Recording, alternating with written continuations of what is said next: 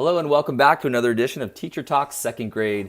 Today we'll be doing Common Core math and we'll be doing subtraction. This is going to be subtraction with regrouping. The problem we're going to solve is 75 minus 29. I'm going to show you how to do this with the algorithm, the number line, ones, tens, and hundreds, and composing or decomposing numbers. Hey, if you're having troubles with your math, hit subscribe. We have all kinds of videos on here. I show you how to do the addition with regrouping, addition without regrouping, subtraction, and subtraction with regrouping is what we're going to do right now. But we walk through all of these and show you the algorithm, which is the old-fashioned way. If you're over the age of 25, this is how you were taught to add and subtract. And you can check out the Common Core strategies for doing these problems as well. So let's get right to it. 75 minus 29.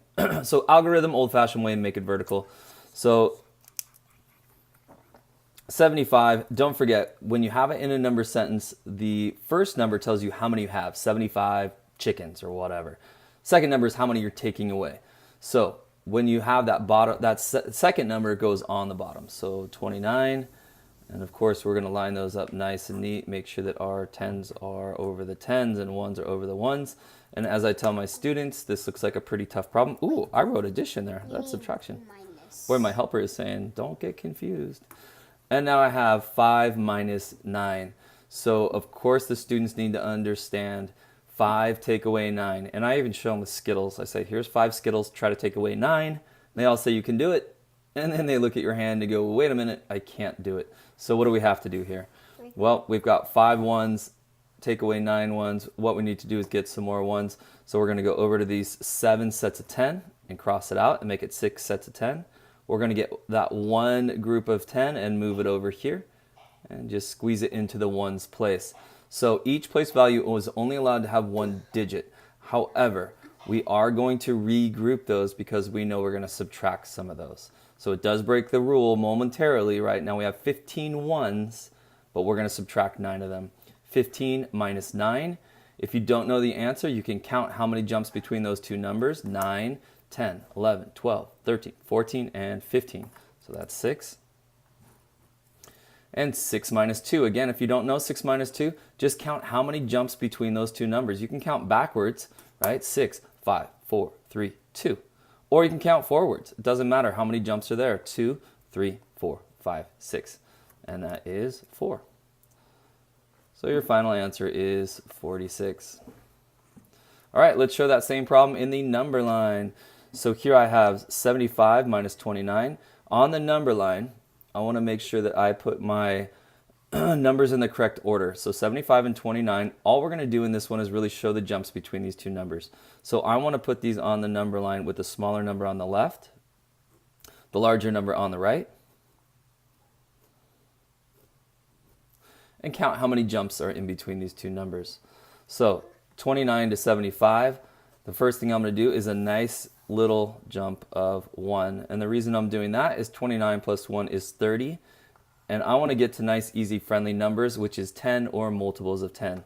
So now I'm at 30, and I can make some jumps to get to 75. The easiest jump I would do in second grade is just have the students do multiple jumps of 10 to get to 75. If your student's advanced and they want to do jumps of 20 or larger jumps, they could do that as well. But to keep this one simple, let's do several jumps of plus 10. You can see that I'm going to have to use my paper wisely here. So 30 plus 10 equals 40. Plus 10 more equals 50. Plus 10 more equals 60. And plus 10 more equals 70. So now I'm at 70. I need to get to 75. So I'll do one final jump of plus 5. So now I know these are the jumps between 29 and 75. You could also state it, how many jumps backwards, right? But as I tell the kids in my classroom, all you're trying to do is figure out how many jumps. If you want to drive your car backwards, you can. It might take a lot longer. I'd rather drive forward. And again, counting the jumps, it doesn't matter if you count forwards or backwards, just count the jumps. So here's our jumps up here, and now I'm going to count from the largest jumps down to the smallest jumps. So let's count the largest ones first. 10, 20, 30, 40, 45, 46. So your answer is 46 jumps. You could also show it by saying equals 46 and circling it here. We can double check with our algorithm way, and we see that we both have the same answer. So yay, that's evidence we're on the right track. Let's try this guy with the ones, tens, and hundreds, which in my classroom we call the popsicle stick method. In the beginning of the school year, we actually have the kids count thousands of popsicle sticks as a class, and initially with no strategies, and the students always are unsuccessful. After explaining to the students, why don't we group them with rubber bands into groups of tens, and then put that onto a place value mat or chart, the students quickly see that we can make this into ones, tens, and obviously we're going to have to go bigger than that if we have thousands of popsicle sticks. So then we'll get 10 sets of 10, make those into hundreds, and so on.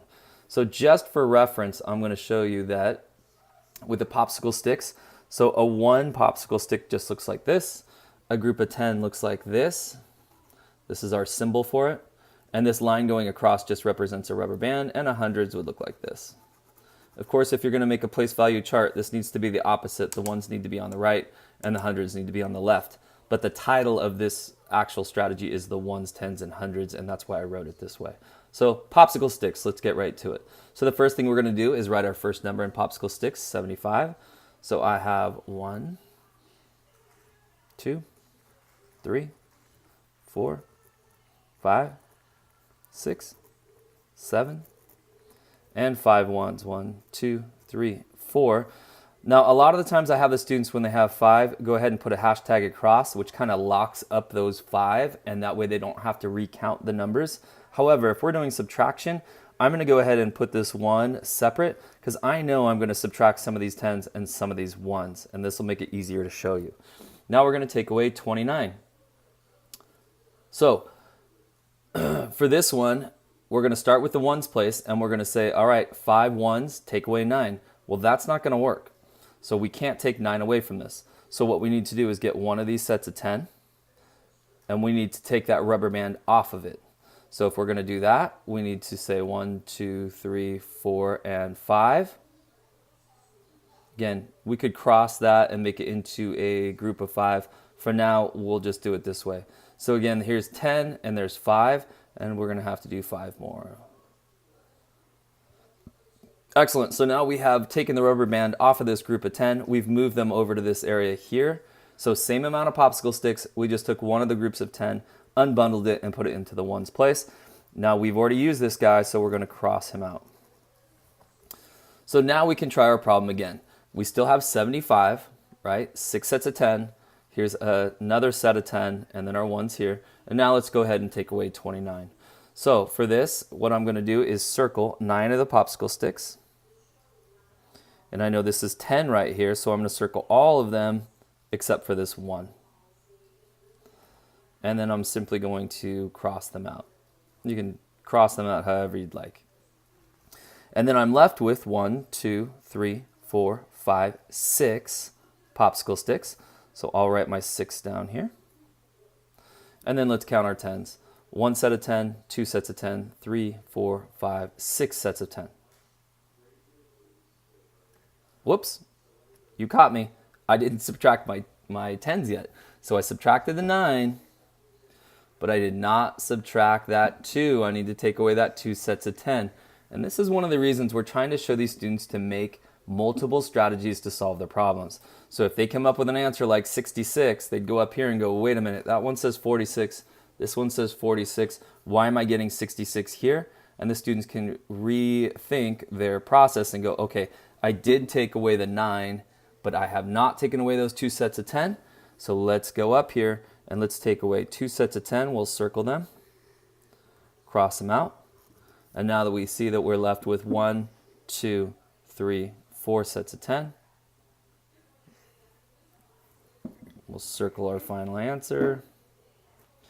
And I have 46, 46, 46. And now I think, all right, all 3 of them are coming up with the same answer. This is a lot of evidence telling me that I am doing this one correctly. All right, friends, let's move over to composing and decomposing numbers. Just a warning on this one. When we are doing regrouping with subtraction, composing and decomposing is probably not the easiest, fastest, easiest method to understand, but we're going to go ahead and do it anyway. And again, the idea here is that we're going to teach the students how to do all 4 of these ways. Actually, the algorithm, to tell you the truth, we don't even teach the kids. The Common Core is saying kind of shy away from it. My personal belief is the parents are showing the students how to do this at home. So why don't we go ahead and explain to the students and show them and reinforce it the right way. And then we can show them how we can use this problem and we can do it in these Common Core fashions. The idea is that the students are going to show at least 2 strategies for each of the problems that they're going to solve in the classroom. And that way they can double check their work and have more evidence to build that they are doing the problem correctly. So where composing and decomposing might not be the easiest one for the students to solve, again, they're only going to pick 2 of these strategies. If they can show it in 3, hey, that's even better. But the whole point is pick 2 of these that you can use for each problem. Some problems, certain strategies work really well for. And again, for the regrouping of subtraction, this one gets a little bit more complicated. Let's dive in. So we're going to set this up as a number line, 75 minus 29. And what we're going to do is get the 7 and the 9, and we're going to subtract them. 5, take away 9, and we can't do it. So right away we're stuck. And what we're going to do is cross out that 7 and make it 6 groups of 10. And we're going to take that one group of 10 and unbundle it and add it to the 5. And when we do that, we have a set of 10 and a 5, which makes 15. So now we have 15 minus 9. And if you don't know the answer to that, you can count the jumps between them. So I always use addition to solve a problem like this. You can count those jumps, 9, 10, 11, 12, 13, 14, 15. So 6. And now you have 6 groups of 10, right? Because we crossed one of those out and moved it over here. So it's not 7 anymore, it's only 6. 6 groups of 10. And we're going to subtract 2 sets of 10. So we're going to show our work like this. 6 minus 2 equals 4 sets of 10. This method works really nice when there are no regrouping involved. And this is a really great method for the kids to understand how to do these problems in their head. So if they can start to understanding these numbers showing their work, they'll be able to do this in the grocery store fashion, is what I call it in the classroom, meaning can you do these strategies in your head? And that's the whole idea of the Common Core and doing all of these strategies. It's a great way to show your work and double check your work, but really what we're trying to teach the kids is a real core understanding of the numbers so that they can manipulate the numbers in multiple fashions. So as these problems get more complicated going into 3rd grade and on, the students really have a great foundation for these problems. Hey friends, I hope this helped out. If you have any comments in a nice fashion, please let me know and I'll be happy to make separate videos for you and help you out with these problems. Hope this helped you out at home. All right, friends, see you later. And please, if you haven't subscribed yet, please go ahead and hit that subscribe button for us. Thanks. Bye for now.